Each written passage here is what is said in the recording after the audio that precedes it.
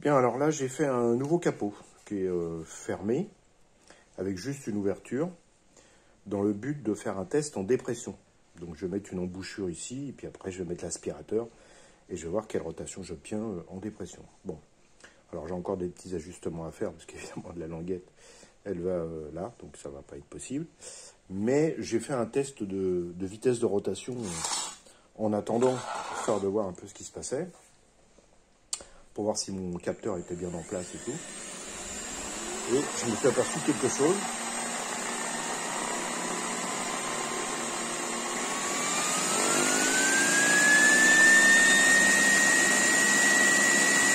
Donc à 1000 puissance déjà je suis à 70, ce qui est beaucoup.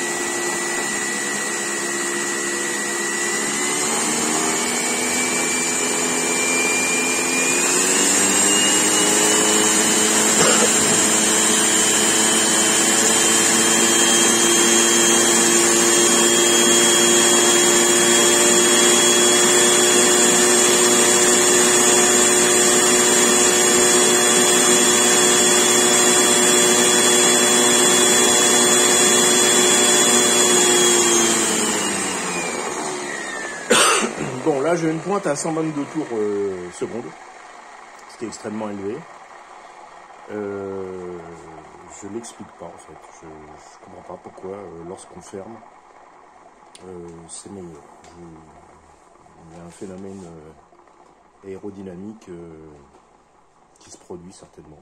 Bon là, 122 tours, on va dire 120 en secondes, ça fait quand même 2 x 6, 12, 2 x 6, 12.